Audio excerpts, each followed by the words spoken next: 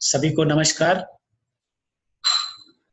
हम अभी ग्राम संगठन की सब कमिटीज में बहुत इम्पोर्टेंट कमिटी हैं, निगरानी समिति की जिम्मेदारियों के बारे में हम बात करेंगे।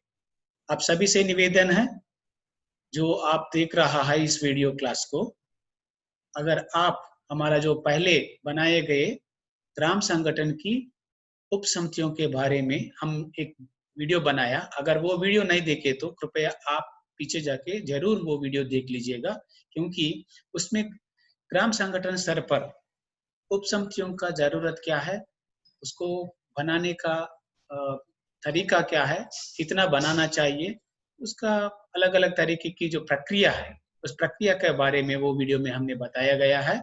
और उसी का कंटिन्यूएशन में ये वीडियो है। ये वीडियो एक्सक्लूसिवली निगरानी समिति की जिम्मेदारियों में के बारे में बात करते हैं। ठीक है, अगर जो नहीं देखे हैं वो वीडियो देखिए, ये वीडियो आपको बेहतर समझ में आ जाएगा। ठीक है दोस्तों, आप अगर हम आगे बढ़ने से पहले आप सभी से मेरा रिक्वेस्ट है, आप एसएजी ऑनलाइन चैनल को लगातार देखने के लिए और हमारा अलग अलग टॉपिक्स के ऊपर जो एसएजी वीवो सीएलएफ के ऊपर आजीविका मिशन में जो हो रहा है, अलग अलग तरीके की एक्टिविटीज के ऊपर अगर आपको लगातार वीडियो देखना चाहते हैं तो आप एसएजी ऑनलाइन यूट्यूब चैनल को जरूर सब्सक्राइब करिएगा। ठीक है, थैंक यू दोस्तों। अभी हम बात करेंगे ग्राम संगठन स्तर पर जो काम करने वाले 3 कमिटियों में से पहला कमिटी है निगरानी समिति। इसको हम उप समितियां बोलते हैं। जो कमिटियां 3 उप समितियां, सब कमिटीज अंग्रेजी में सब कमिटी बोलते हैं और इसको हिंदी में उप समितियां बोलते हैं। ठीक है, और कभी कभी फंक्शनल कमिटीज भी बोला जाता है। ठीक है, तो आपको हकीकत में अगर देखा जाए तो पूरा हिंदुस्तान में हर एक ग्राम संगठन की स्तर पर, मैं जिसके बारे में बात कर रहा हूँ, जो आजीविका मिशन के दौरान बनाए गए ग्राम संगठनों में, पूरा हिंदुस्तान में देखा जाए तो 90% से ज्यादा ग्राम संगठनों में, यानी कि प्राइमरी लेवल फेडरेशनों में शुरुआत तौर पर 3 सब कमिटी का संरचना किया गया है। वो 3 सब कमिटी क्या है, मैंने आपको जैसा बताया गया पिछले वीडियो में, फिर एक बार आपको याद दिलाना चाहता हूँ। उसमें 3 मुख्य कमिटी बनाना जरूरी है। वो तीनों में पहला कमिटी है निगरानी, यानी कि मॉनिटरिंग कमिटी बोला जाता है। इसको एसेट वेरिफिकेशन कमिटी भी बोला जाता है, पहला वाला। दूसरा है बैंक लिंकेज कमिटी। तीसरा है सामाजिक समस्याओं का कमिटी। ये 3 कमिटी शुरुआत तौर पर हर एक ग्राम संगठन में बनाना चाहिए, जरूरी है ये। और इसके अलावा भी कमिटियां आप बना सकते हैं, लेकिन वो जरूरत की आधार पर, आजीविका की वो देखभाल करने के लिए एक कमिटी बना सकते हैं, और आपका मार्केटिंग देखने के लिए एक कमिटी बना सकते हैं, प्रोक्योरमेंट के लिए भी एक कमिटी बना सकते हैं, रोजगार के बारे में कुछ अलग कमिटी बना सकते हैं। यानी कि अलग अलग काम के देखभाल करने के लिए अलग अलग उप समितियां बनाना चाहिए, लेकिन शुरुआत तौर पर 3 कमिटी बनाना है। लोगों को पहला आदत लाने के लिए ये 3 कमिटी बनाना चाहिए। 3 कमिटियों में पहला कमिटी है निगरानी समिति, यानी कि मॉनिटरिंग कमिटी जिसको अंग्रेजी में बोला जाता है। उसके बारे में हम इस वीडियो में बात करेंगे। आगे बढ़ते हैं, इस उप समिति से लाभ क्या है। अगर हम कोई भी काम कर रहा है कम्युनिटी संस्था में, यानी कि सामुदायिक संस्था में, इसके दौरान कम्युनिटी को और कम्युनिटी द्वारा बनाया गया संस्था को कुछ ना कुछ फायदा मिलना चाहिए, नहीं तो ये टाइम वेस्ट करने का बात नहीं होना चाहिए। इसीलिए अगर देखते हैं, एक नजर डालते हैं, ये उपसमिति यानी कि निगरानी उपसमिति के दौरान क्या क्या लाभ मिलता है। एक है एसएजी को अपना स्थिति को समझने में मदद करता है। ये ग्राम संगठन स्तर पर जो भी हम निगरानी कमेटी बना रहा है, ये निगरानी कमेटी क्या करते हैं, एसएचजीओ का निगरानी करते हैं। भले ये कमेटी बनाते हैं ग्राम संगठन, लेकिन ग्राम संगठन का मेंबर कौन है, एसएचजी। ये एसएचजीओ का निगरानी करते हैं। इसीलिए जब एसएचजी का निगरानी करते हैं तो एसएचजी का स्थिति समझने के लिए ये मदद होता है। एसएचजी का स्थिति कैसा मदद होता है तो पता चलेगा अगर ये निगरानी कमेटी जाके एसएचजी का बारे में निगरानी करके रिपोर्ट तैयार करके आके अगर ग्राम संगठन को दिए तो ये उसका स्थिति के बारे में पता चलेगा, ये एक फायदा है। दूसरा फायदा है नेता और सदस्य उनके जिम्मेदारी के बारे में जानते हैं। उदाहरण के लिए एक कमेटी, निगरानी कमेटी एक एसएचजी में विजिट किया है, दौरा किया गया है, वहां पे निगरानी का जो भी काम है, आगे हम बात करेंगे, वो काम किए हैं, जिसके दौरान जो भी कमियां, जो भी अच्छे काम हो, जो भी कमियां हो, उन लोगों को ये कमेटी की विजिट के दौरान पता चलेगा। तब जो सदस्य है वो क्या काम करना है, हमारा उनका एसएचजी को और मजबूत करने का, यानी कि जो भी गैप्स को आइडेंटिफाई किया गया है वो गैप्स को पूर्ति करने का और अपना एसएचजी को सशक्त बनाने का मेंबर का जिम्मेदारी क्या होता है और जो लीडर का जिम्मेदारी क्या होता है, ये साफ साफ उन लोगों को समझ में आता है। ये दूसरा फायदा। तीसरा फायदा है वीवो को एसएचजी स्थिति के बारे में जानने में मदद करेंगे। वीवो में आप जानते हैं 10 कम से कम एसएचजी रहते हैं, अगर प्लेन एरिया में देखा जाए तो ज्यादा से ज्यादा 20-25 तक एसएचजी रहते हैं।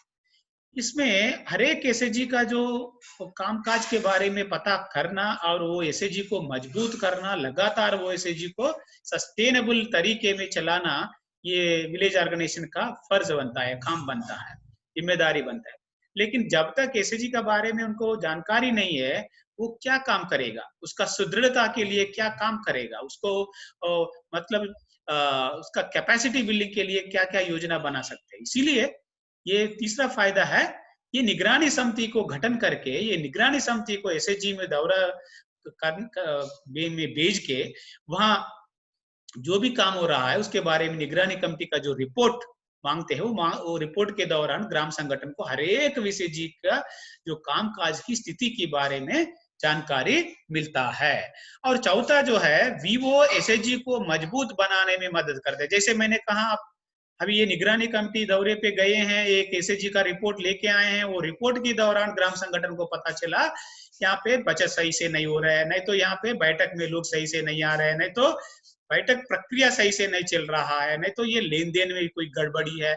ऐसी जानकारी मिलने से जो ग्राम संगठन क्या करते हैं, किन किन मुद्दों के ऊपर ये एसएचजी को हम ठीक ठाक करना चाहिए, इस चीज के लिए कौन सा कार्यकर्ता को हम भेजना चाहिए, नहीं तो कौन सा हमारा जो स्टाफ मेंबर का सहायता लेना चाहिए, आदि विषय ग्राम संगठन को पता चलेगा। इसीलिए तुरंत एसएचजी का जो गैप्स है उसके ऊपर काम करते करते एसएचजी को मजबूत करने का जो बढ़िया लाभ जो है ग्राम संगठन के लिए ये कमेटी बनाने से मिल जाएगा।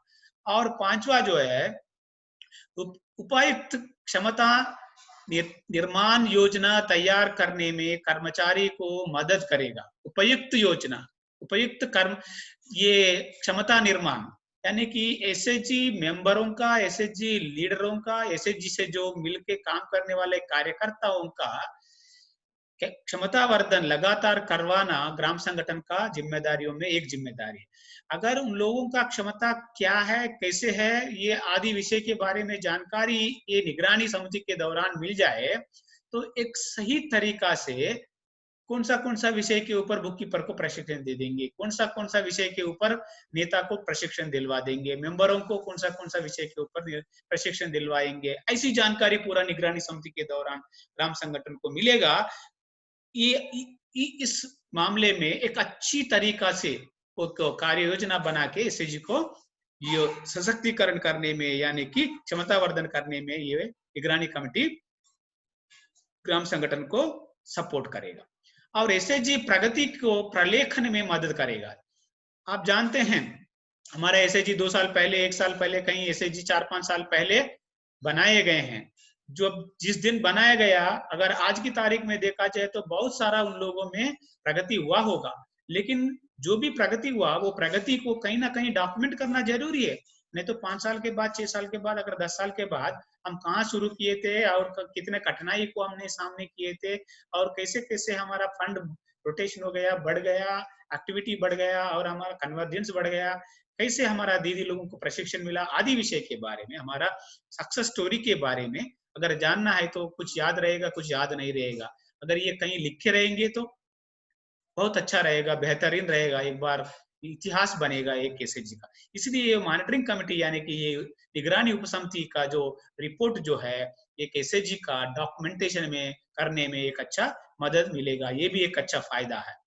और समिति के सदस्यों में नेतृत्व की गुणों का विकास हो जाएगा, यानी कि हम मानते हैं एसएजी लेवल पे, ग्राम संगठन लेवल पे, हर लेवल पे हमारा सामुदायिक संस्थाओं में हमारा सामुदायिक की मेंबरों का नेतृत्व बढ़ाना चाहिए, नेतृत्व लक्षण बढ़ाना चाहिए, ताकि कभी भी हर 2 साल में हमारा नेतृत्व बदलता रहता है, ऐसा कोई नहीं बोलना चाहिए कि मुझे नेतृत्व लक्षण नहीं है, मैं नहीं कर पाता हूँ।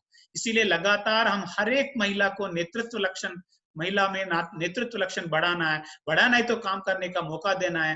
काम करते करते हमारा महिला नेतृत्व लक्षण पाना है और कोई भी जिम्मेदारी दिए वो आसानी से करने के लायक बनना है। लायक बनना है तो सबको नेता जैसा काम करने का मौका नहीं मिलेगा। इसीलिए उपसमिति की गठन के दौरान हर एक उपसमिति को कुछ दीदी लोगों को हम मौका देते हैं। इसीलिए ये निगरानी उपसमिति जो बनाते हैं उसमें भी 3-4 दीदी लोगों को जो मौका मिलते हैं, वो लोग ये काम करते करते क्या हो जाएगा, उन लोगों में भी नेतृत्व लक्षण बढ़ जाएगा।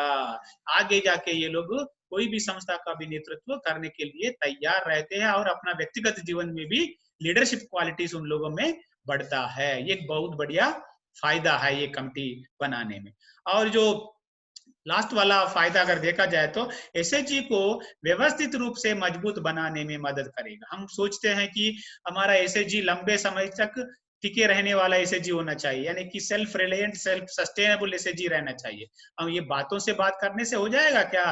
ये तो एक अच्छा तरीका की प्लान बना के, यानी कि योजना बना के, योजना सहित हम एसएचजी को दृढ़ बनाना और टिके रहने वाले एसएचजी बनाना चाहिए। ताकि इसीलिए अगर ये कमिटी का अगर हम सहायता लेते हुए समयांतराल में ये कमिटी का विजिट होते हुए, दौरा होते हुए, और वो कमिटी का रिपोर्ट के दौरान पूरा परीक्षा लेके वो एसएचजी को जो जो काम चाहिए करना चाहिए उस तरीके से अगर हम एक अच्छा योजना बनाए तो ये एसएचजी आगे जरूर बढ़ेगा। ये एक फायदा है। और ये निगरानी, ये अभी तक हमने बात किया था निगरानी समिति या उपसमिति बनाने से क्या क्या फायदा मिलता है अगर देखा जाए तो, लेकिन इसका निगरानी उपसमिति काम करने का प्रक्रिया क्या है, ये निगरानी कब करना चाहिए, कहाँ करना चाहिए, कैसे करना चाहिए। आप जानते हैं ये कि एसएचजी एक ग्राम संगठन में कम से कम 10 एसएचजी, ज्यादा से ज्यादा 20-25 एसएचजी तक रहते हैं। लेकिन ये एक बेस्ट प्रैक्टिसेस ये कहता है कि हर एक ग्राम संगठन अपना एसएचजीओ का जांच कम से कम 6 महीने में एक बार तो करना ही करना चाहिए। अपना ग्राम संगठन स्तर पर जो बनाए गए जो निगरानी उपसमिति की सदस्यों को भेज के वो समिति पूरा एसएचजी को देखभाल करके वहां जो भी काम हो रहा है उसका पूरा रिपोर्ट तैयार करके ग्राम संगठन में देना चाहिए। एक एक एसएचजी का पूरा निगरानी का रिपोर्ट साल में 2 बार ग्राम संगठन स्तर पर मिलना चाहिए।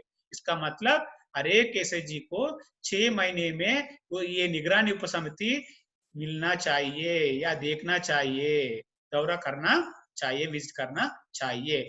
ऐसा अपना प्लान ग्राम संगठन बनाना चाहिए ताकि 15 है तो देख लीजिएगा 6 महीने में ये 2-2 3-3 एसएचजी करना चाहिए। अगर 20 है तो उसकी इसी हिसाब से, लेकिन एसएचजी जितना भी होने दीजिए ग्राम संगठन में, लेकिन 6 महीने में एक एसएचजी को जरूर ये करना चाहिए ताकि साल में एक एक एसएचजी का 2-2 बार ये निगरानी समिति का विजिट होना चाहिए। ये एक मुद्दा ऐसी प्लान बनाने में हम कार्यकर्ता लोग और नेता लोग ध्यान में रख लीजिएगा। और दूसरा है उपसमिति हर महीने कम से कम 3 से 4 एसएचजी को निगरानी प्रक्रिया किया जाना चाहिए। एक एक जो महीने में 3 से 4 अगर एसएचजी का निगरानी ये उपसमिति का द्वारा हो जाए वो बेहतर हो जाएंगे। जरूर ये कमिटी 6 महीने में आपको 20-25 एसएचजी का निगरानी आराम से करेगा। अगर कम संख्या में एसएचजी है तो आराम से साल में 3 बार भी निगरानी समिति का विजिट हो जाएगा। देख लीजिएगा कितना बढ़िया ये हमारा एसएचजी का देखभाल हम कर सकते हैं ग्राम संगठन के दौरान, उसका मनोबल बढ़ जाएगा और उसका एक आगे बढ़ने का रणनीति बनाने में भी ग्राम संगठन सही मदद दिया जाएगा। और हर 6 महीने में प्रत्येक एसएचजी का निगरानी की जाना चाहिए। ऐसा कोई एसएचजी नहीं रहना चाहिए जिसका निगरानी समिति का विजिट 6 महीने में एक बार भी नहीं हुआ है। ये है प्रक्रिया। अभी ये जो हमारा निगरानी समिति निगरानी करने के लिए जाते हैं तब किन बातों के ऊपर हम कमेटी का ये उपसमिति का ध्यान केंद्रित होना चाहिए, वो थोड़ा सा हम यहाँ पे बात करेंगे।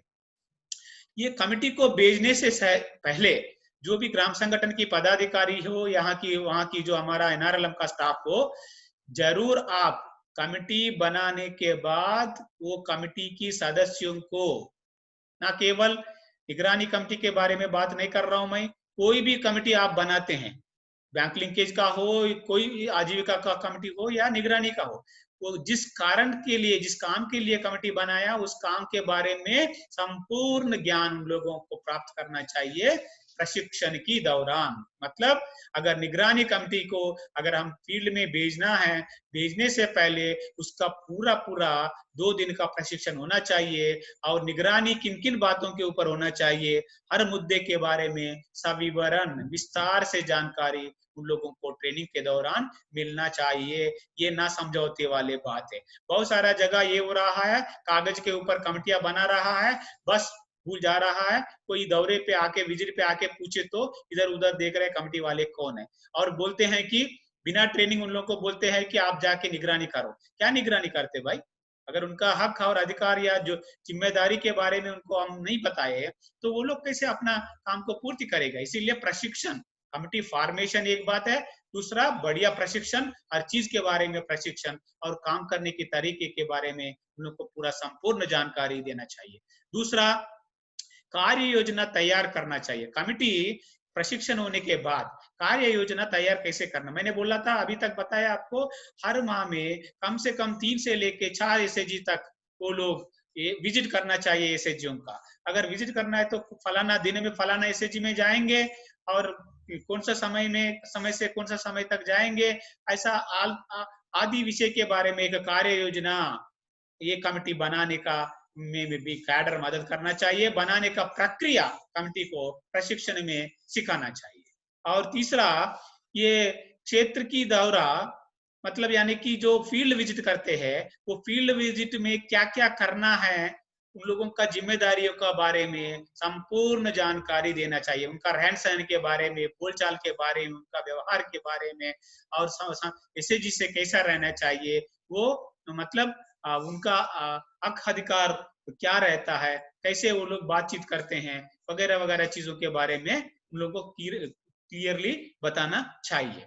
और जो फील्ड में जाने से पहले अग्रिम सूचना एसएजी को देना चाहिए। कमेटी वाले जो पूरा ट्रेनिंग हो गया, कार्य योजना बनाया, फिर भी हम कल जाते हैं तो पहले ही उन लोगों को एसएजी को जानकारी देना चाहिए, दीदी फलाना दिन में फलाना तारीख को फलाना समय में हम आ रहा है, आपको याद है या नहीं है? याद नहीं है तो आप थोड़ा सा सभी सदस्यों को बताइएगा।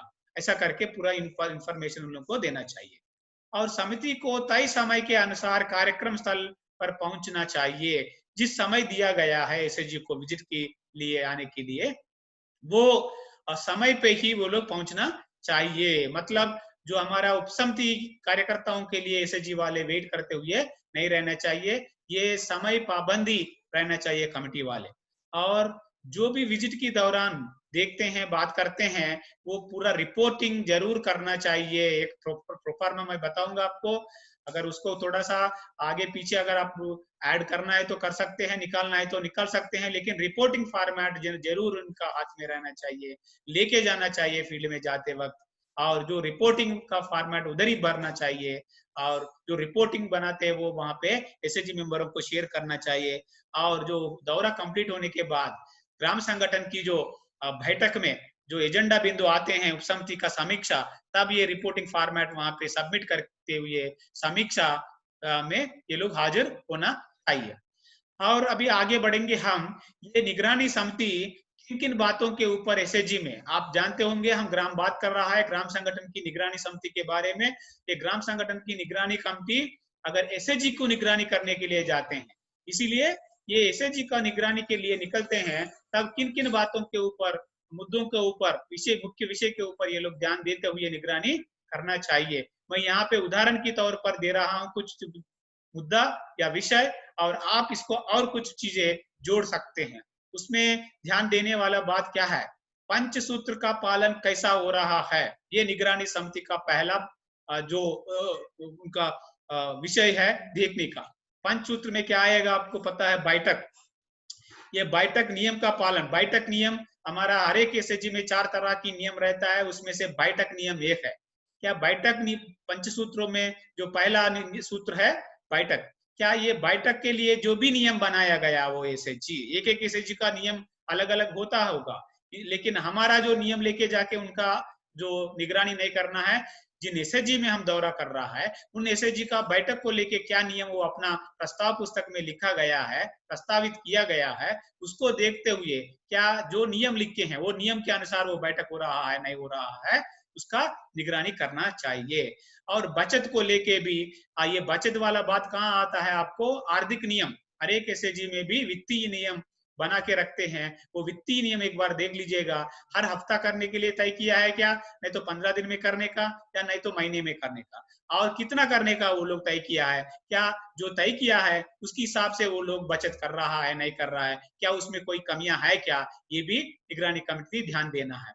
और आंतरिक उधार, हमारा जो एसएचजी का जो पंचसूत्र में जो तीसरा सूत्र है आंतरिक उधार, जो बचत होना जरूरी है और बैठक होना जरूरी है, बैठक में लेन देन जो है हम बात कर रहा है इंटरनल लेंडिंग, यानी कि जितना पैसा वहां पे वसूल होता है क्या वो पैसा रोटेशन में दूसरों का जिसको जरूरत है उसको पैसा वापस ऋण के रूप में पूछा जा रहा है और दे रहा है नहीं दे रहा है, वो वाला बात को ऊपर भी ये निगरानी समिति ध्यान देना चाहिए।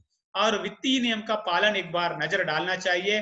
और वो वित्तीय नियम के दौरान देखा जाए तो लोन, एक व्यक्ति को, एक मेंबर को कितना लोन ज्यादा से ज्यादा दे सकते हैं, क्या लिख के हैं, और अगर एक्चुअली में हकीकत में क्या हो रहा है, एक ही मेंबर को 50,000 तो नहीं मिल रहा है क्या, लेकिन नियम में ऐसा लिखा है कि 25,000, और क्या एक ही मेंबर को ज्यादा लोन मिल रहा है, कोई मेंबर को लोन ही नहीं मिला है, ऐसी चीज आपको देखने के लिए मिलता है तो देखना चाहिए। और एक मेंबर को कितना लोन दे सकते हैं, और हाथ की राशि कितना होना था कितना वो है, और बैंक में बैलेंस कितना पड़ी हुई है, क्या 10,000 20,000 25,000 पड़ी हुई है क्या, मतलब ये बैंक बैलेंस के बारे में भी जो भी वो लोग नियम लिख के हैं उसका अगेंस्ट में क्या काम वहां पे हकीकत में हो रहा है, ये वित्तीय नियम को रेफर करते हुए ये हमारा निगरानी समिति वहां पे निगरानी करना चाहिए। और आगे बढ़ते हैं, ऋण की भुगतान, ये तो बहुत इंपॉर्टेंट मुद्दा है। पंचसूत्र में हमने चौथा सूत्र है वापसी, मतलब इसको सही वापसी या रेगुलर रिपेमेंट बोला जाता है। क्या हर मेंबर जो भी 100 लिया 200 लिया या तो 10,000 लिया वो बड़ी बात नहीं है, जितने भी राशि लोन की दौरान एसएचजी से मेंबरों को मिला है वो एक लोन रिपेमेंट की प्रणाली रहते हैं, जो लोन रिपेमेंट की प्रणाली या योजना की हिसाब से वो हर मेंबर 100% वापस कर रहा है नहीं कर रहा है, इस यहाँ पे अमाउंट का बात नहीं है, ऋण प्रणाली जो मेंबर को ऋण देते वक्त फिक्स किया जाता है इंस्टॉलमेंट मेंबर और एसएचजी के बीच में, उसका हिसाब से वापसी कितना प्रतिशत हो रहा है, 100% हो रहा है नहीं तो 80% हो रहा है, क्या कमियां हैं क्या अच्छा है वो भी देखना है। एक है मेंबर टू एसएचजी का ऋण वापसी कैसा है, और दूसरा एसएचजी टू वीवो, अगर वो एसएचजी को जिस एसएचजी में हमारा कमिटी गया था वो कमिटी को सीएफ का ऋण मिला है ग्राम संगठन से, क्या वो ग्राम संगठन के नियम के हिसाब से ये सही वापसी हो रहा है नहीं हो रहा है देखना चाहिए। और तीसरा, एसएचजी को बैंक से सीसीएल के दौरान लोन मिले हैं तो वो लोन क्या जो सीसीएल का लोन जो 100% जो ऋण की अवधि के हिसाब से इंस्टॉलमेंट के हिसाब से वो वापसी हो रहा है नहीं हो रहा है, ये तीन member to SHG, SHG to VO, SHG to ग्राम संगठन का जो वापसी क्रम कैसा है ये भी निगरानी समिति जांच करना जरूरी है। और नेक्स्ट जो बात है बुक्स और बुक कीपर, ये पुस्तक संचालन ग्राम संगठन एसएचजी में कैसा है, कितने पुस्तक है, 3 है या 4 है, कितना जो बोला गया हमारा परियोजना हमारा राज्य ग्रामीण आजीविका मिशन के दौरान बताया गया उतना पुस्तक मौजूद है या नहीं, एक बात है। दूसरा, मौजूद है तो उसका लेखांकन कैसा है, क्या सही से लिख रहा है या नहीं लिख रहा है, कहीं पे कमियां है क्या, मतलब वो पूरा जानकारी। और बुक कीपर, वो प्रशिक्षित बुक कीपर है या नहीं, वो उधर एसएचजी का मेंबर है या बाहर की मेंबर है या एसएचजी का मेंबर का परिवार का है, कौन है वो, लेकिन वो सही से लिख रहे नहीं लिख रहे ये भी देखना चाहिए। और आगे बढ़ते हुए हम एक नजर डालेंगे नियम का पालन, जो मैंने बताया, अन्य नियम भी है, सामाजिक नियम भी है, वित्तीय नियम है, बैठक नियम है, सामाजिक नियम भी है और प्रशासनिक नियम भी रहता है। जो प्रशासनिक नियम में अगर हम देखा जाए तो नेतृत्व का रोटेशन यानी कि प्रबंधन नियम बोला जाता है। नेतृत्व रोटेशन हर 2 साल में वो एसएजी अगर तय किया है तो अपना लीडर्स को बदलने के लिए क्या वो नियम के हिसाब से बदल गया नहीं बदल गया वो देखना चाहिए। अगर नहीं बदलेगा तो क्या रीजन है, वजह क्या था, वो वाला बात को हम देखना चाहिए। और सामाजिक नियम में क्या क्या वो लोग लिख के हैं, वो नियम को वो लोग पालन कर रहे नहीं कर रहा है। और नेक्स्ट जो है सदस्यों का प्रशिक्षण। एसएजी में हर एसएजी को मॉड्यूल 1, मॉड्यूल 2, मॉड्यूल 3 ऐसा जो जैसा उम्र बढ़ता हुआ तो एक एक एसएजी को पहला 3 महीने में मॉड्यूल 1, बाद में मॉड्यूल 2, बाद में ऐसा हर एक राज्य आजीविका मिशन एक समयांतराल में हर एक एसएजी को M1, M2, M3, M4, M5 करके जो ऑलरेडी विषय तय किया गया है, क्या उसका उम्र के हिसाब से जिन जिन चीजों के ऊपर, जिन जिन विषयों के ऊपर उन लोगों को, सदस्यों को और नेताओं को प्रशिक्षण मिलना चाहिए, वो प्रशिक्षण हुआ है नहीं हुआ है। अगर हुआ है तो एसएजी में कितने सदस्य भाग लिया है, अगर कितने सदस्य भाग नहीं लिया है, ये भी हमारा निगरानी समिति अपना निगरानी में देखना चाहिए। और बैठक में एजेंडा तथा तैयारी, एजेंडा में ये जरूर मैं आपसे और एक बात गुजारिश करना चाहता हूं कि ये कमेटी जब निगरानी के लिए निकलते हैं, वो जब एसएजी का बैठक होता है वो बैठक का समय में ही जाना चाहिए, क्योंकि बैठक में बहुत कुछ निगरानी कमेटी को देखने के लिए, समझने के लिए मिलता है, इसीलिए अंदाजा करने के लिए भी मिलता है। इसीलिए बैठक की समय पे ही जाना चाहिए। बैठक खत्म होने तक ऐसे ऑब्जर्वर, प्रेक्षक जैसा बैठ के, मतलब समूह में नहीं, पीछे या आगे कहीं पे जहां जगह मिलेगा वहां दूर दूर बैठ के एसएजी का बैठक पूरा संपूर्ण बैठक विदाउट डिस्टर्बेंस, कोई भी उसमें दखलंदाजी नहीं करते हुए बैठक को देखना चाहिए। अगर उसी वक्त हमको बहुत सारे जो हम बात कर रहा है ये निगरानी करने का मुद्दा मिल जाएगा। तो इसीलिए एजेंडा तय कैसे तय हो रहा है, क्या और ये एजेंडा तैयारी में क्या सदस्य भी भाग ले रहा है या बुक कीपर ही पूरा लिख रहा है, नहीं तो नेता का ज्यादा इसमें जिम्मेदार रोल है, क्या क्या है ये सब जो हम बात करते हैं भागीदारी सदस्यों का कैसा है, सदस्यों का पूरा भागीदारी है या नहीं है, जो बात करने में, एजेंडा तैयार करने में, निर्णय लेने में आदि विषयों में ये सदस्यों का भागीदारी कैसे है, ये भी ध्यान देने वाला मुख्य मुद्दा है। और प्राथमिकता और निर्णय लेना जो भी होता है एसएजी में, भले है सब गरीब लोग है, अति गरीब लोग है, लेकिन विद इन दैट गरीबों में भी उन्हीं 10-12 सदस्यों में भी वंचित लोग रहते हैं, एससी एसटी लोग रहते हैं, बहुत कठिन परिस्थिति में जिंदगी गुजारने वाले लोग रहते हैं। क्या ऐसी स्थिति में ऐसे लोगों को प्राथमिकता दे रहा है नहीं दे रहा है, ये भी हमारा जो मिनट्स पुस्तक में मिनट्स देखने से पता चलेगा और बैठक को भी आप देखने से भी पता चलेगा, ये भी निगरानी कमेटी देखना चाहिए। और पारदर्शिता कितना है, यानी कि हर एक सदस्य अपना अपना जो भी कंट्रीब्यूशन हो, 25 रुपया 20 रुपया जो भी हो, और जो भी लोन लिया है वापसी कर रहा है, जो हर एक सदस्य को अपना बचत के बारे में कितना ज्ञान है, जानकारी है, अपना जो ब्याज के बारे में कितना अपने ऊपर जो गिर रहा है, ब्याज कितना गिर रहा है उसके बारे में, और अपना एसएचजी को कितना बैंक से ऋण मिला है, और जनधन योजना के बारे में क्या कुछ ज्ञान है, कितना इंस्टॉलमेंट में वापस कर रहा है, वो एक एक इंस्टॉलमेंट में कितना वापस करना चाहिए, तो एक एक महीने में अपना एसएचजी में कितना बचत वसूल हो रहा है, और कुल मिला के कितना बचत है, और अभी तक एसएचजी को कितना पैसा आया है, वो पैसा कहाँ कहाँ है, आदि विषय के बारे में सदस्यों को कितना जानकारी है, ये रिसीट्स एंड पेमेंट्स बोला जाता है। ये रिसीट्स एंड पेमेंट्स जो भी एसएचजी मेंबर को कितना हद तक समझ में आ रहा है, ये पारदर्शिता बनी है या नहीं है, या कोई कुछ दो तीन दीदी लोगों को ही पूरा जानकारी प्राप्त है, बाकी लोगों को इन लोग का जानकारी अगर नहीं मिल रहा है, ये आदि विषय निगरानी कमेटी ध्यान देना चाहिए। जो भी पारदर्शिता में आर्थिक विषय हो या प्रबंधन विषय हो, जो भी विषय हो, वित्तीय और गैर वित्तीय विषय जो भी विषय है, हर विषय के बारे में सबको जानकारी एक समान मिल रहा है नहीं मिल रहा है, ये कई कम्युनिकेशन हटक तो नहीं रहे, ऐसी चीज के बारे में भी ये कमेटी निगरानी कमेटी देखभाल करना चाहिए। और सामाजिक कार्य देखा जाए तो ये सामाजिक कार्य कार्य कैसा कर रहा है, यानी कि ग्राम संगठन की जो बुलावा की दौरान ये एसएचजी वाले जाके काम में भाग ले रहा है या नहीं तो नहीं ले रहा है, कितने लोग ले रहा है, नहीं तो पंचायत की कार्यक्रमों में भी कितने लोग ये भाग ले रहा है, नहीं तो विद इन द एसएचजी में भी अगर ये सामाजिक समस्या या मुद्दे के ऊपर बात हो रहा है नहीं हो रहा है, सामाजिक जागरूकता इन सदस्यों में कितना है, ये भी निगरानी कमेटी वाले जांच करना चाहिए।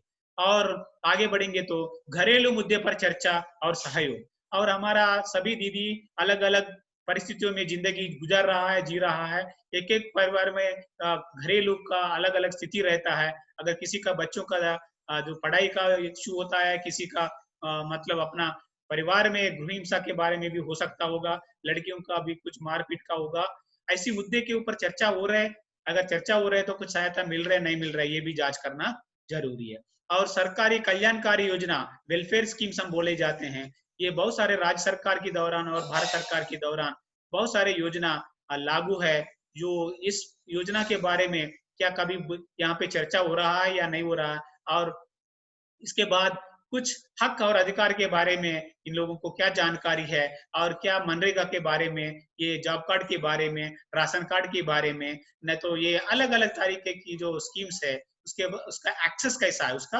जो पर्याप्त इन लोगों को मिल रहे नहीं मिल रहे, अगर कितना हद तक मिल रहे, ये भी निगरानी कमेटी अपना निगरानी में देखना चाहिए। और पंचायत कार्यक्रमों में भागीदारी कर रहा है या नहीं कर रहा है, पंचायत में हम बोल रहा है बहुत बढ़िया तरीका से, हम पूरा हर एक गांव में ग्राम संगठन को बता रहा है कि हर एक एसएचजी का हर परिवार की दीदी ग्राम सभा में जाना चाहिए करके, क्या ये विषय कितना हद तक एसएचजी में गया है, एसएचजी का दीदी लोग पंचायत की ग्राम सभा में जा रहे नहीं जा रहे, ये भी पता करना चाहिए। और संपत्ति निर्माण, यानी कि जो पैसा लेते हैं दीदी लोग अपना आजीविका बढ़ाने के लिए, वो पैसा कुछ ना कुछ काम धंधे के लिए लेते हैं, जो काम धंधे के लिए वो लोग अपना काम लिख के हैं रखे हैं, किसमें, माइक्रो इन्वेस्टमेंट प्लान, यानी कि micro credit plan, MCP, MIP, जो भी पारिवारिक योजना बोलते हैं, वो योजना में जो भी लिखा गया है उस भेड़ के लिए, बकरी के लिए, नहीं तो पशुपालन के लिए, नहीं तो पोल्ट्री के लिए, जो भी काम के लिए पैसे लिए है, चक्की मिशन के लिए, आटा मिशन के लिए, क्या वो संपत्ति निर्माण किया है नहीं किया है, अगर वो संपत्ति भी जितना पैसे से जो खरीदना था उतना पैसा उसके ऊपर खरीदे हैं, नहीं तो 20,000 रुपया लोन लेके 10,000 रुपया का संपत्ति खरीदे है क्या, ये आदि विषय के बारे में ये लोग ध्यान देना जरूरी है। मैंने थोड़ा बहुत इश्यूज के बारे में, मुद्दा के बारे में मैंने बताया, उसमें अपना अपना प्रदेश के हिसाब से, अपना अपना ग्राम संगठन की हिसाब से आप उसमें और भी चीजें ध्यान ऐड करिएगा, जोड़िएगा। आगे बढ़ते हैं। ये वाला रिपोर्ट मैं यहाँ पे एक उदाहरण के तौर पर बनाया है। मैं जानता हूँ हर एक राज्य में ग्रामीण आजीविका मिशन के दौरान आपको एक रिपोर्टिंग फॉर्मेट भी शायद मिल गया होगा, अगर नहीं मिलेंगे तो आपको कोई दिक्कत नहीं है, कृपया ये रिपोर्ट हम हमारा दीदी लोग को हाथ में देके इसको फिलअप करने के लिए भेजिएगा। इसको अगर आप इसको ग्रेडिंग शीट जैसा भी आप इस्तेमाल कर सकते हैं, लेकिन ग्रेडिंग के लिए अलग पैरामीटर्स हो जाएंगे। लेकिन अगर आप इस शीट को जो दीदी लोगों के द्वारा भर्ती करवाने के लिए बोल के इसमें से कुछ जो आपका पैरामीटर्स भी आप निकाल सकते हैं, ग्रेडिंग भी आप आराम से कर सकते हैं, देख लीजिएगा। प्रोफार्मा में एक सिंपल सा बताना चाहिए, इसमें नंबर गेम ज्यादा हम करने से क्या हो जाएगा, लोग बोल रहे कि जितना है तो इतना करो, ऐसा करो, ऐसा करो, लोगों को कंफ्यूज मत करो। शुरुआत में हमारा ग्राम संगठन में काम करने वाले गरीब दीदी है, बहुत सारे लोग अनपढ़ है, जो भी पढ़े लिखे हैं, कम पढ़े लिखे हैं, उन लोगों को कंफ्यूजन मत करना, आराम से वो लोग काम कैसे करना उनको सिखाना, धीरे धीरे वो लोगों को आदत आ जाएगा। अब जो भी प्रोफार्मा देते हैं वो लोग आराम से करते हैं। इसीलिए मैं एक सिंपल सा उदाहरण के तौर पर मैंने ये प्रोफार्मा बनाया। ये प्रोफार्मा मैं आपको एक बार बताऊंगा। ये प्रोफार्मा दे के आप अपना उपसमिति को, निगरानी उपसमिति को एसएचजी में भेजिएगा, वो लोग कैसे फिलअप करना। तो विषय दिया है और एवरेज को मैं बता रहूंगा 1 नंबर देना, नहीं तो टिक मारना। एवरेज में क्या करना, टिक मारना। अगर अच्छा लगा उन लोगों को वहां पे टिक मारना, अगर बहुत अच्छा लगा उन लोगों को वेरी गुड में टिक मारना, खाली टिक मारना, राइट टिक मारना। राइट टिक मारने से होगा, नंबर देने से कोई मतलब नहीं। अगर दिया देना है तो एवरेज के लिए 1 नंबर, और गुड के लिए 2 नंबर, और वेरी गुड के लिए 3 नंबर। ठीक है, आप जो भी बताते हैं वैसा कर लीजिए। अगर एवरेज है तो टिक मारना है तो जिसमें टिक मारना है तो उस डिब्बे में टिक मारने के लिए बोल दीजिए। नहीं तो एवरेज के में अगर संख्या चाहिए तो 1, गुड में, अच्छा में 2 और बहुत अच्छा में 3 नंबर। ठीक है, ये पूरा 25 पॉइंट में यहाँ पे रखा गया है। अगर आपको ये हर एक में 3-3 डाले तो कितना आ जाएगा, मैक्सिमम स्कोर आपको 75 आ जाएगा, 75 आ जाएगा। और गुड है तो 25 में 25 गुना 2 कितना आएगा आपको, 50 आ जाएगा। और 25 को एक को एक आए तो वो एवरेज में आ जाएगा। इसका हिसाब से आपका एसएजी का स्थिति कैसा है, ग्राम संगठन को आराम से समझ बन जाएगा। आगे बढ़ते हैं, प्रोफार्मा कैसा फिलअप करना है। तो नियमित बैठक अगर हो रहा है तो अच्छी तरीका से हो रहा है तो बहुत बढ़िया हो रहा है तो वेरी गुड में टिक मारना, ठीक है तो गुड में मारना, ठीक है। एवरेज है तो मतलब 4 मीटिंग में 2 मीटिंग हो रहे तो एवरेज, और 4 मीटिंग में 3 मीटिंग हो रहे तो 3 गुड, और वेरी गुड है 4 को 4 हो रहा है तो वेरी गुड। ठीक है, ऐसा। उपस्थिति 10 में अगर 5-6 लोग हाजिर हो रहे हैं तो एवरेज, और जो उसमें से 8 या 8-9 लोग हाजिर हो रहे हैं गुड, और 10 की बराबर 10 हो रहा है वेरी गुड, वहां पे टिक मारना। नियमित बचत, जितना बचत वो लोग बताए हैं वो उसमें से 5-6 लोग ही बचत सही से दे रहे तो एवरेज, अगर 8 लोग 7-8 लोग दे रहे तो गुड, और जो सब लोग सही से दे रहा है वेरी गुड।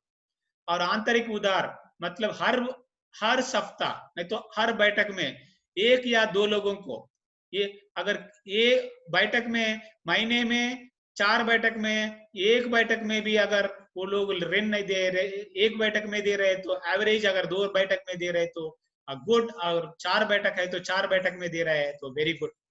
इसका मतलब इंटरनल लेंडिंग जितना ज्यादा होना है तो उतना ज्यादा होना चाहिए। और ऋण की भुगतान वापसी, अगर 10 लोग में 8 लोग लोन लिए हैं, 2-3 लोग वापस कर रहे हैं तो एवरेज, और आधा से ज्यादा लोग वापस कर रहा है तो गुड, और जितने लोग लोन लिए हैं उतने लोग वापस सही से कर रहे हैं तो वेरी गुड। और नियम का पालन, जो भी नियम है बैठक में समय पे आना चाहिए, नहीं तो बैठक में अंत तक रहना चाहिए, नहीं तो जो भी नियम बनाया है वो हमारा ग्रुप देखते हैं, अगर वो नियम का पालन एवरेज है, अच्छा है और बहुत अच्छा है, वो भी आप फिलअप करना चाहिए। खातों का रख रखाव कैसा है, आपको खाता पुस्तक ओपन करके देखना चाहिए कि अगर सारे पुस्तक सभी पुस्तक ठीक ठाक एज ऑन डेट बोला जाता है।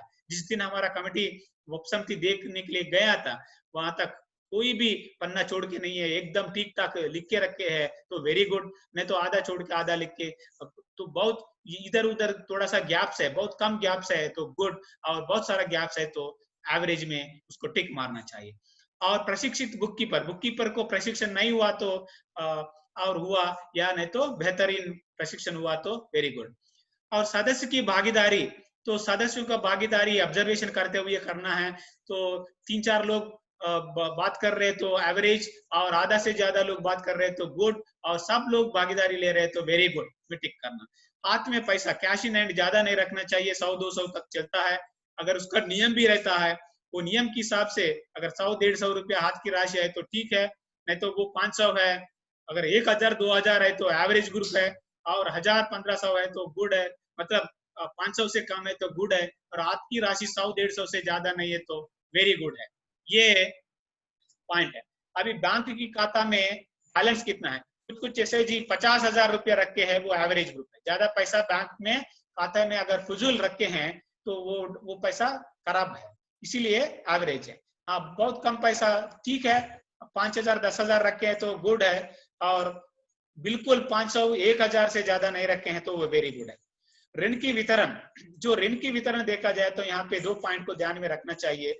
सब हर गरीब को, अत्यंत गरीब जो है उनको भी पैसा यहाँ पे एसएचजी में मिल रहा है। सब गरीबी श्रेणी में जो पहला 3 लोग रहता है वो 3 लोगों को प्राथमिकता देते हुए या 4 लोगों को प्राथमिकता देते हुए पैसा मिले हैं तो वेरी गुड, नहीं तो थोड़ा सा ठीक ठाक वाले को पैसे मिले हैं वो एवरेज, और गरीब लोगों को नहीं मिले हैं तो वो एवरेज ग्रुप ही बोला जाता है। और पारदर्शिता, यानी कि मैंने अभी तक आपको इससे पहले बताया गया, हर सदस्य को अपना बचत के बारे, राशि के बारे में, जमा हुआ अपना ब्याज के बारे में, लिया हुआ कर्जा का बारे में, अपने लोन बैलेंस अपने ऊपर कितना है, समूह के जो भी आंकड़े हैं वो आंकड़े के बारे में सबको संपूर्ण समग्र समाचार है तो वो वेरी गुड है। आधा लोगों को पता है तो गुड है, थोड़ी लोगों को पता है तो एवरेज है। यह है पारदर्शिता। हाँ, ये वित्तीय और गैर वित्तीय विषयों के बारे में भी वो आप लोग जांच करना चाहिए। लीडरशिप का परिवर्तन जो टाइम के हिसाब से हो रहे तो वेरी गुड, अगर नहीं हो रहे तो एक आध लोगों को हो रहे तो गुड, और बिल्कुल नहीं हो रहा है तो एवरेज है। और एमसीपी की तैयारी, जो एमसीपी का तैयारी कैसे किया है वो देख लीजिएगा, उसका क्वालिटी अच्छा है तो वेरी गुड, अगर क्वालिटी उल्टा पुल्टा टूटा फूटा ठीक ठाक नहीं है तो उसका हिसाब से गुड या एवरेज ग्रेड हमारा लोग टिक मार सकते हैं। और बैंक के साथ नियमित लेन देन, हर माह कम से कम 500 रुपया बैंक में लगातार ट्रांजैक्शन करने के लिए परियोजना बता रहा है। उस हिसाब से अगर एसएजी हर माह ट्रांजैक्शन रेगुलर कर रहे हैं तो वो वेरी गुड है। नहीं तो 2 महीने में 3 महीने में एक बार कर रहे तो, ये 2 महीने में एक बार कर रहे तो गुड है, और मतलब वो 4-5 महीने में भी एक बार नहीं कर रहे तो एवरेज है। और ऋण की भुगतान, और ये ऋण की भुगतान जो वीवो में जो पैसा लिया था उसको ठीक ठाक वापस कर रहे तो 100% कर रहे तो वेरी गुड, 80% करे तो गुड, और 50% से कम कर रहे तो वो एवरेज है। और बैंक को से जो लोन लिया था, बैंक का लोन भी 100 पे 100% वापसी कर रहे तो वेरी गुड है, और 70% तक कर रहे तो गुड है, और 70% से कम कर रहे तो एवरेज है। और सरकारी योजना के ऊपर चर्चा कैसा कर रहे हैं उसका हिसाब से वो मिनट्स बुक को देख के, वहां पे चर्चा का विषय देख के उसको एवरेज, गुड या जो वेरी गुड का नंबर दे सकते हैं। और सामुदायिक विकास गतिविधियों में भागीदारी, यानी कि गांव में जो होता है या विवो के दौरान या पंचायत के दौरान जो भी होता है, उस कार्यक्रमों में भागीदारी कैसे है उसका हिसाब से भी कितने लोग उसमें भागीदारी हो रहा है, ये भी उसका भी नंबर दे सकते हैं या टिक मार सकते हैं। सदस्यों की द्वारा संपत्ति सृजन, यानी कि एमसीपी में या बैंक लिंकेज में पैसे लेके वो हमारा मिनट्स बुक में लिखवाया है, हम आटा मशीन रखेंगे, नहीं तो बैलगाड़ी खरीदेंगे, नहीं तो ऑटो खरीदेंगे, नहीं तो ये काम करेंगे, वो काम करेंगे, फलाना फलाना आजीविका एक्टिविटी शुरू करेंगे बोल के जिन काम के लिए पैसे लिए थे वो संपत्ति का निर्माण किए हैं। 100 से 10 को 10 लोग, मतलब कितने लोग लोन लिया था उतना लोग संपत्ति का सृजन किया तो वो वेरी गुड है। लेकिन कुछ ही लोग किया था गुड है, बिल्कुल बहुत सारे बहुत कम लोग किया था, पैसा लिया था काम के नाम से लेकिन दूसरा काम पे उसका पैसा खर्च किया था, वो बेकार एसएजी है एवरेज में। और बीमा, बीमा खुद का बीमा, पति का बीमा और एसेट का बीमा, ये 3 बीमा अगर सभी के साथ हुआ तो वेरी गुड है, और खुद का बीमा हुआ सबका है तो गुड है, अगर मतलब बीमा कुछ लोगों को अभी तक हुआ नहीं है तो एवरेज है। और सदस्यों के बीच एकता कैसा है, ये भी हम 3-4 घंटा हमारा कमेटी वहां का रहता है, उन लोगों के बीच में कैसी एकता की भावना है, ये वाला चीज देखते हुए उसको ये नंबर या टिक मारना चाहिए। और ग्राम सभा में भागीदारी, मतलब ग्राम पंचायत में आप जानते हैं 15 फाइनेंस कमीशन का पैसा आते हैं, हमारा ग्राम सभा में हमारा गांव की विकास की संरचना होता है, उसमें हर नागरिक जरूर भागीदारी होना चाहिए। क्या ये जानकारी समूह को है? क्या है तो ये लोग कितने लोग भागीदारी हुआ? 100 पे 100, मतलब 10 के 10 अगर हाजिर हो गया तो वो है वेरी गुड है, और 10 पे 5-6 लोग हाजिर हो गया गुड है, अगर 2-3 लोग हाजिर हुआ है वो एवरेज है। ऐसा आप ये 25 विषय के ऊपर ये आप 2 बातें बोला मैंने, अगर आप नंबर देना चाहते हैं तो एवरेज पे 1 नंबर, जो गुड पे 2 नंबर, और वेरी गुड पे 3 नंबर। नहीं तो खाली क्या करना, जो डिब्बे उनको लगता है वो डिब्बे में खाली टिक मारना, ये एक बात है। चलो ठीक है, इसका हिसाब से और एक पहले ये आदत इससे बनाओ भाई, पहले जो मैंने 25 पॉइंट दिया था, ये 25 पॉइंट का जो रिपोर्ट बनाने का आदत बना दीजिए। बाद में आपका जो आजीविका मिशन के दौरान एक बढ़िया तरीका से जो सिस्टमैटिक जो ग्रेडिंग शीट हो या जो भी रिपोर्ट बनाए हो, वो रिपोर्ट अगर उन दीदी लोगों को दिए तो जब तक ये आदत हो जाएगा, कौन सा चीज के ऊपर ध्यान देना उनको पता हो जाएगा। इसीलिए जो मैंने बताया आपको उसमें से 90% जो आपका मैच होता है, इसीलिए दीदी लोगों को कोई कठिनाई नहीं होगा, इसीलिए कोई झिझक में नहीं रहना, ये रिपोर्टिंग फॉर्मेट दे दीजिए और उसको काम शुरू करिएगा। और आगे बढ़ते हैं, निगरानी समिति नेक्स्ट क्या करना चाहिए जांच करने के बाद। उपसमिति का सदस्यों को समूह के साथ परिपक्वता दिखानी चाहिए, यानी कि मेच्योरिटी बोला जाता है। जो भी कमेटी वाले वहां पे जाते हैं, आप वो लोग पुलिस चोर को पकड़ने के लिए जाते हैं वैसा मत सोचना, वो दिमाग से नहीं जाना चाहिए। ये हमारा ग्रुप है, वो ग्रुप किसका है? हमारा वीवो का है, मतलब हमारी है। हम जो जा रहे हैं, हम कौन है? हम ग्राम संगठन की लोग हैं, मतलब हम मदद करने के लिए जा रहा हैं। कभी कभी किसी का अपना गलती पकड़ना में मुश्किल होता है, इसीलिए दूसरों को पकड़ना, दूसरे को अगर मौका दिए तो वो लोग आराम से वो मौका, जो भी कमियां हैं वो हमको समझाते हैं। इसीलिए मदद करने के लिए ये कमेटी जा रहे हैं, ये पुलिस वाला काम करने का, नहीं तो ये आबकारी डिपार्टमेंट वाला जैसा चोर को पकड़ने के लिए नहीं जा रहे, वो माइंडसेट नहीं रहना चाहिए। दीदी लोगों से प्यार से बात करना चाहिए, आराम से समझाना चाहिए, ये सपोर्ट ग्रुप जैसा काम करना चाहिए। ये माइंडसेट बहुत इंपॉर्टेंट है, ये प्रशिक्षण में देखभाल करना। और रिपोर्ट को समूह को समझाया जाना चाहिए, जैसा रिपोर्ट ने हमने बनाया, कमेटी वाले बनाने के बाद बस उसको क्लोज करके क्या करना है, वो रिपोर्ट बनाने के बाद मीटिंग बंद करने के बाद क्या करना, पूरा रिपोर्ट एक्सप्लेन करना चाहिए, कहाँ पे कौन सा नंबर आया था, वो नंबर क्यों आया था। ऐसा नहीं है कि छुपा के कॉपी में डाल के, उस बैग में डाल के लेके आके हम ग्राम संगठन में खोलेंगे, वो वाला काम नहीं करना। उधर ही दीदी लोगों को कौन सा 25 पॉइंटों में कौन सा पॉइंट में कौन सा नंबर मिले हैं, समझ गए बात को, वो उसका वजह क्या है वहीं पे समझाना चाहिए। ग्राम संगठन को कितना मालूम होता वो अलग बात है, लेकिन जो जिनका परीक्षा हमने किया था उनको पता होना चाहिए, ये हमारा कमेटी का बहुत मुख्य मुद्दा है। ठीक है, ये चोरी चोरी चुपके हम ये रिपोर्ट लेके जाके ग्राम संघ को दे देंगे, ऐसा काम नहीं करना। जिस एसएचजी को ठीक ठाक करने के लिए आए हैं, जिस एसएचजी को दृढ़ करने के लिए हैं, तो जिस एसएचजी का क्षमतावर्धन करने के लिए हैं, उसका बीमारियां क्या क्या है उसको रिपोर्ट देना चाहिए ना, ताकि वो लोग अपना प्लान करेगा, वो ध्यान में रखना। मतलब रिपोर्ट पढ़ के सुनाना है, समझाना चाहिए, और सुधार के लिए सुझाव दिया जाना चाहिए। हाँ, कौन सा विषय में कमी को सुधारने के लिए हमारा जो कमेटी का दीदी लोग, वो एसएचजी दीदी को ये कौन सा कमियां हैं, वो कमेटी से बाहर कैसे आ सकते हैं, क्या काम करना है, वो उन लोगों को एक सुझाव भी देना चाहिए। यात्रा यानी कि विजिट की समूह का समर्थन करना चाहिए, ना कि मनोबल गिराने के लिए नहीं है। आप लोग देख लीजिएगा, बेकार समूह है आपका, ऐसा चल रहा है, आपका बजट सही नहीं हो रहा है, तो जो आपका नेता अच्छा नहीं है, आपका बैंक खाता अच्छा नहीं है, ऐसा मनोबल गिराने वाला काम नहीं करना चाहिए। उनको हमेशा उनको अप्रिशिएट करते रहना चाहिए। आप ठीक है दीदी, आप अच्छा कर रहे हैं, और अच्छा करना चाहिए, ऐसा करो ऐसा करो ऐसा करो, हम भी ऐसा किए हैं, ऐसा करना है, फलाना ऐसा, फलाना समूह ऐसा किया है, फलाना समूह ऐसा करने से अच्छा हुआ है, आप डरो मत, आप विश्वास रखो, आप ऐसा काम करो। ऐसा मनोबल को बढ़ाना चाहिए, उनको मनोबल को गिराना नहीं चाहिए। वो बहुत इंपॉर्टेंट पॉइंट है, इसीलिए मैंने बोला परिपक्वता यानी कि मेच्योरिटी कमेटी लोगों में रहना चाहिए।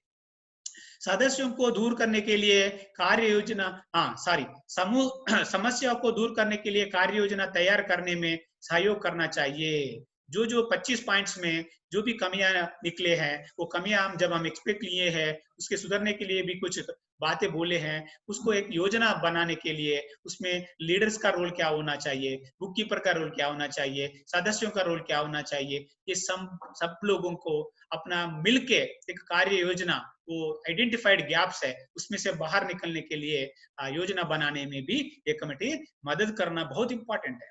और वीओ बैठक में ये अभी तक जो बात किया था वो एसएचजी तक काम है, और ये रिपोर्ट लेके जाके वीवो बैठक में के दौरान रिपोर्ट प्रस्तुत की जाना चाहिए। जो ग्राम संगठन की बैठक होता है, बैठक में एजेंडा पॉइंट रहता है, जो उपसमिति का जो समीक्षा, उस वक्त क्या करना है, रिपोर्ट वो एक जेरॉक्स कॉपी करके अध्यक्ष महोदय को एक कमिटी दे के एक रिपोर्ट दे के कमिटी वाले खड़े होके सभी कार्यकारिणी समिति की सदस्यों के सामने वो रिपोर्ट, जो जिस एसएचजी को वो लोग रिपोर्ट पेश कर रहा है, वो एसएचजी का नेताओं को भी खड़े होने के लिए बोलना चाहिए। और उस एसएचजी का जो एसएचजी में जो अच्छी चीज है, पहले वो अच्छे चीज को तारीफ करना चाहिए, बाद में जो एवरेज वाले चीज है, जो गुड वाले चीज है उसके बारे में समझाना चाहिए, और अंत में उसके लिए क्या उपाय है उसमें से बाहर आने का, और उसमें क्या क्या काम हमारा ग्राम संगठन की तरफ से, कैडर की तरफ से, यानी कि हमारा स्टाफ की तरफ से हो सकता है वगैरह, ये रिपोर्ट में बताना चाहिए। और उप समिति का सदस्यों के द्वारा रिपोर्ट पर हस्ताक्षर करके जाना चाहिए। मतलब जो भी रिपोर्ट पढ़ के समीक्षा होने के बाद सुझाव देने के बाद वो रिपोर्ट का सबके सामने रिपोर्ट का नीचे कमेटी का 2 या 3 लोग जो भी होता है, जितने भी लोग होता है, अपना हस्ताक्षर करके वो रिपोर्ट अध्यक्ष जी को देना चाहिए। Thank you very much. ये है हमारा ग्राम संगठन की निगरानी कमेटी का कामकाज की तरीका। हम अपेक्षा करते हैं ये क्लास आपको बहुत अच्छा लगा। धन्यवाद। Thank you.